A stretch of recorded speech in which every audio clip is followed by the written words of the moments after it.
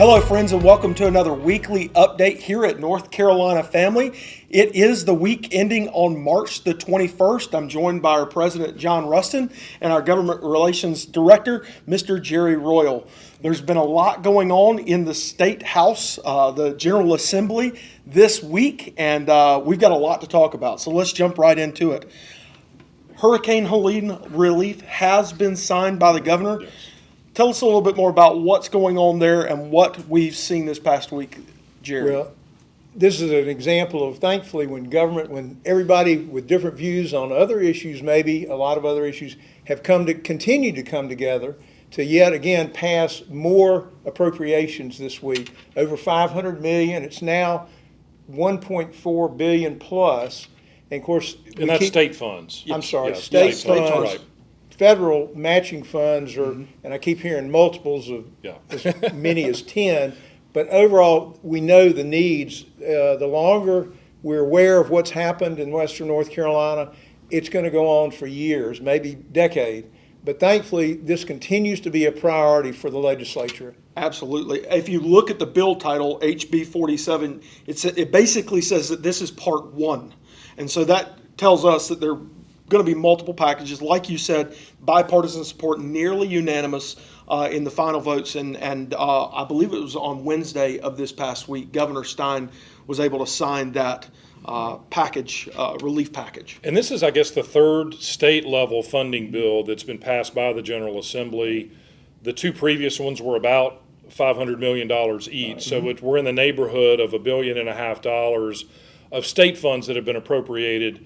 And this is not only for Western North Carolina, but it's also to try to kind of close the story on devastation that happened years ago in Eastern North Carolina and get some of those. I mean, there are people that are still not living in a home in Eastern North Carolina. And so their combined efforts to address, of course, the destruction in Western North Carolina, but also the long-standing issues that have just lingered on in the eastern part of the state. So I think that was like $200 million Yeah.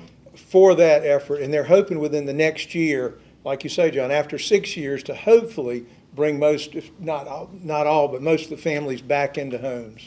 So thanks to the North Carolina General Assembly and Governor Stein for signing that, and thanks to our congressional delegation there in Washington who's continually representing the needs of the people of the state of North Carolina. We'll keep you up to date on all that's going on there. Speaking of Governor Stein, on Thursday of this week, we heard his budget proposal. It was introduced a little bit earlier, but on Thursday, his officials met before an appropriations committee, walked through some of his budget proposal.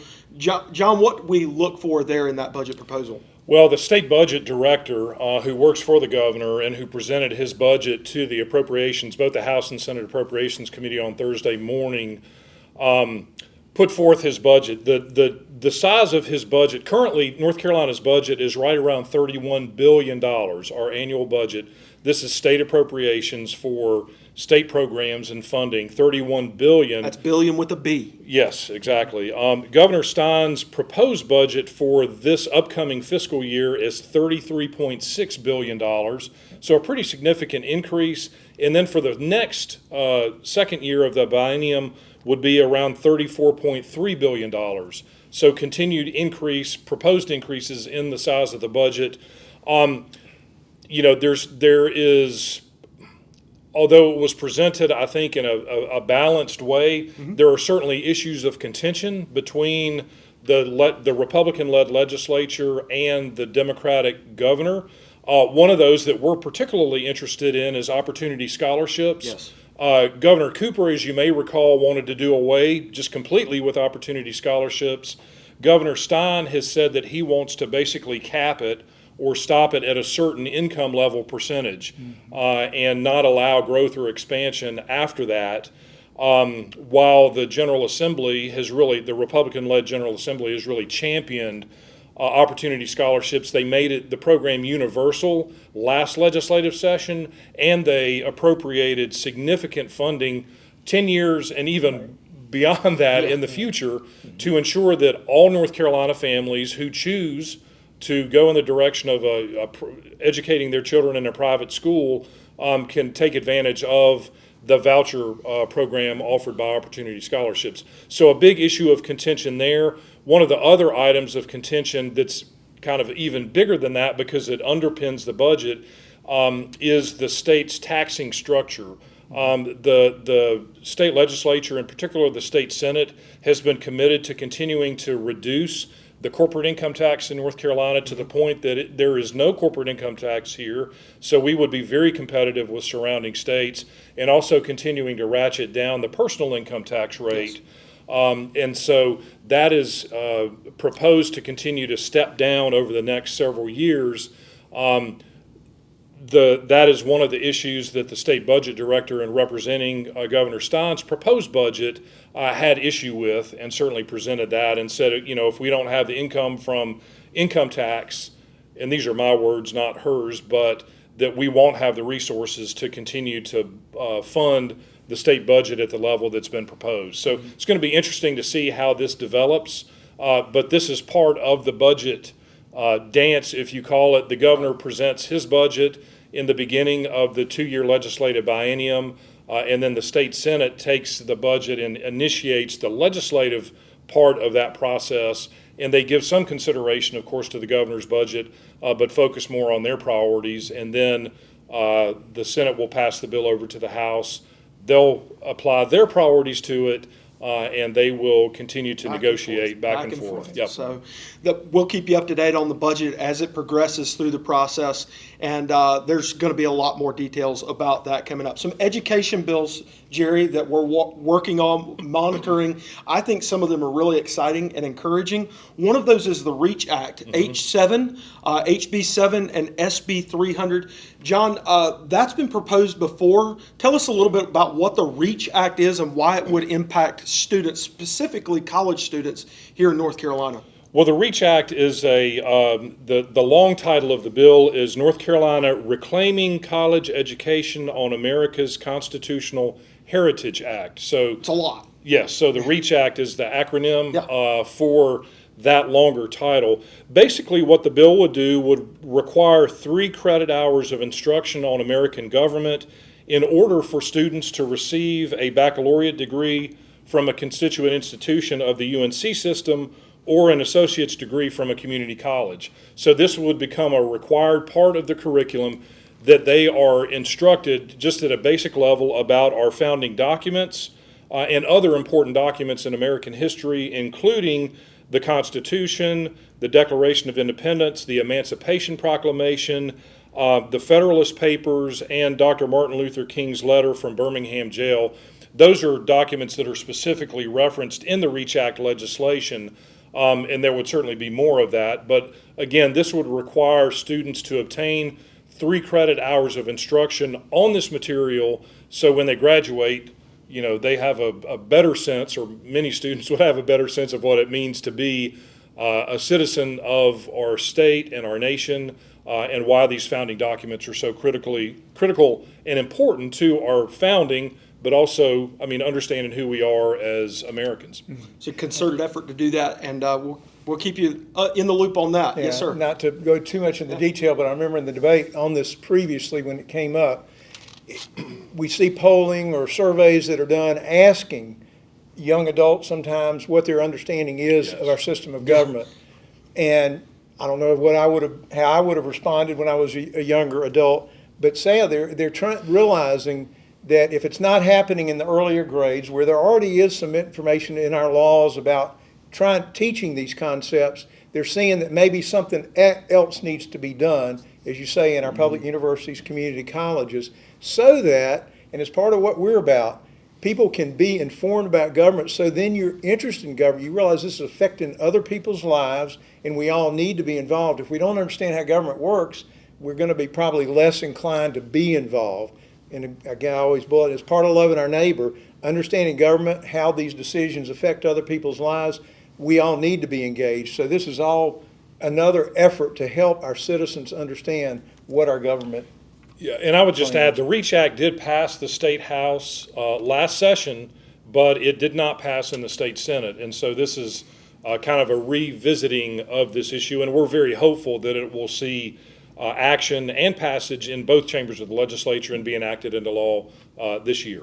Another bill that we're tracking, there's a House and a Senate version. They're both progressing through the process. We've let you know a little bit about these. The cell phone free education bills. What's going on with those? What's happened this past week? Yeah. Well, now the Senate has already passed their version of the bill. The House is in the final stage. It's in the Rules Committee, so it'll be coming to the floor next week probably.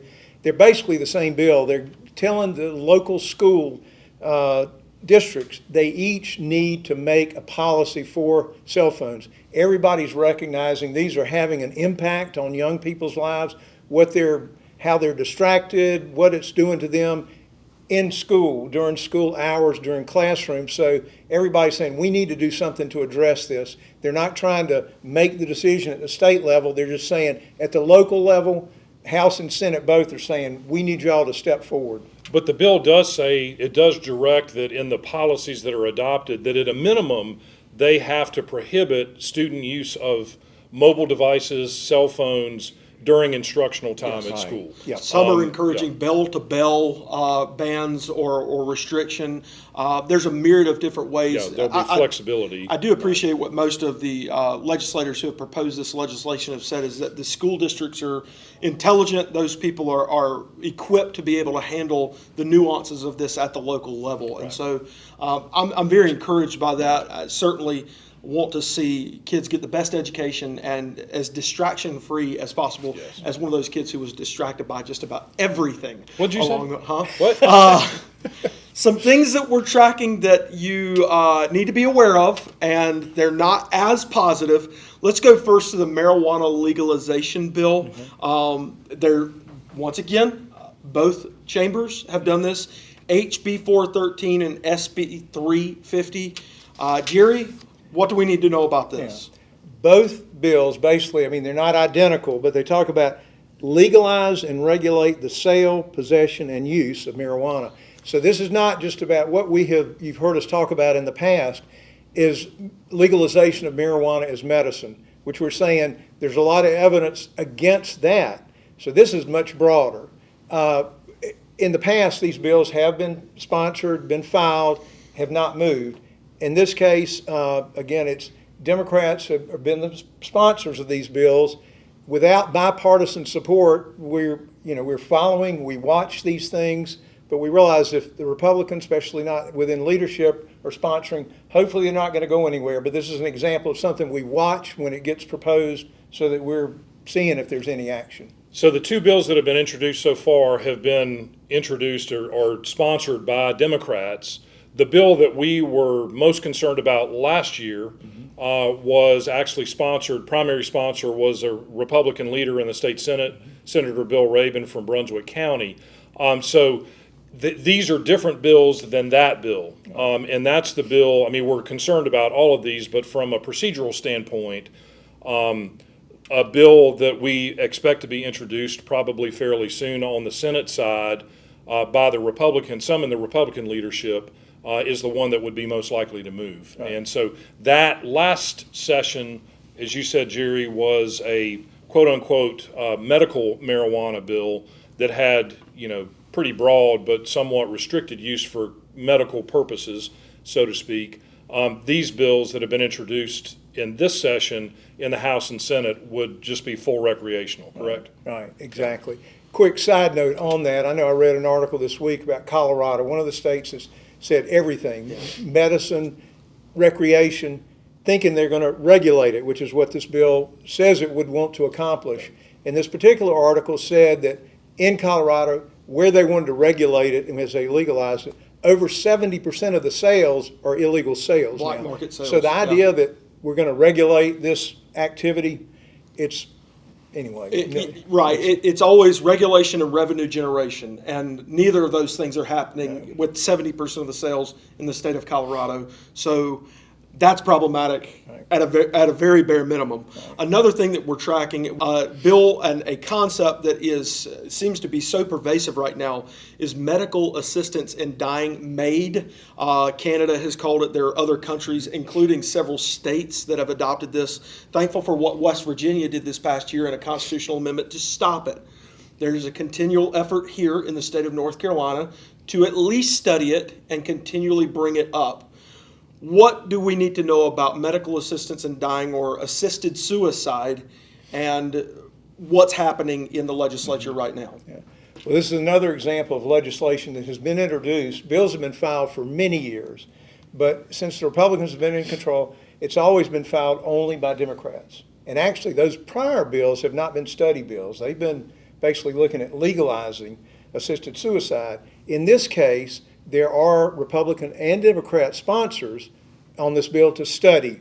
Well, we know that sadly, studying means it's a step towards. Correct. Yes, sir. And so we are, like you say, watching this very closely, are going to be trying to provide information to people to help them see this is not a step that we should take. Yes, sir. Yeah.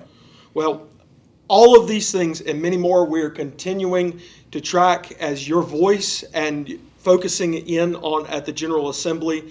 Thank you for what you are doing to help us along the way in your neck of the woods in North Carolina. You know, one thing I'm excited about is that it's salt and light season. If you don't know what salt and light is, our Director of Education and the man who spearheads our Salt and Light seminars is going to come on here in just a second and tell us more about our Salt and Light seminars. Gentlemen, thank you for joining us today. Thank you for all you're doing to make North Carolina a great state. Thank you, Mitch, and thank you all. I'm now joined by our Director of Research and Education, Adama Manfra. Thank you for being here on the show today. It is Salt and Light season. It is indeed. So tell us a little bit more about Salt and Light seminars. Oh, very good. Our Salt and Light seminars we refer to as a hands-on civic course. Yeah. Hands-on meaning we get to bring them here to the office, which a lot of these students come from all over. In fact, our session yesterday, we had students from all across the state, out in Charlotte, down on the coast, down on the border of South Carolina. And they come in and we talk to them about the shape of government, why it matters to bring our faith into the civic square and the political space. And then we take them down to the GA and let them see the space and where it happens. And in fact, you got to take them on the floor and it was a so great much fun. experience for them. Yeah. So it's focused on students. How old do students need to be to get into the program? So sort of our standard delivery is high school age. Okay. Now there's a little bit of gray area, Sure. particularly with homeschool groups, Sure. that it might stretch both directions. But we are even entertaining this year, we're expanding into young adult groups. Yeah. We had a young adult group coming in from Aberdeen. And then even entertaining, supporting pastors and churches and groups in the adult range. But yeah, our target standard delivery is a high school age market. Awesome. Our Director of Pastoral Outreach, Tom Kakadelis, is continually working with pastors, and we may have a few of those with pastors coming up as well. What if a group can't come to Raleigh? What does Salt and Light offer them? So that's a great thing. So another place we're expanding, and last year was our first year to do this. Since I'm here full time, and this is a big priority for us to educate our readers, our watchers, our listeners, and constituents across the state, is that I can come to you, or we can come to you. And so if you have a group, the exchanges, you won't get to go to the GA typically if we come to you. But we were able, for example, last time to get their local representative did meet us on site. So they still got to meet a legislator. They didn't miss out on that part. And then you have to coordinate the food. If you come to us, we'll coordinate the food. But if we come to you, then that's your new take. Awesome. Well, I am so excited to have these students coming through our office and then have the opportunity to lead them around the General Assembly. You've done an outstanding job with it. We look forward to a lot more of those. So if you want to learn more about Salt and Light seminars, if you want to come to one of them, I'm sure we could invite someone just to come and shadow with us for the day to see what it's all about. You can go to our website at ncfamily.org, follow the drop down to our Salt and Light seminars to learn more about those. Thank you, Adamo, for joining us. Thank you for leading this awesome, invaluable program, leading the next generation on what it looks like to engage in the civic process. Thank you so much. Absolutely. And thank you. Awesome.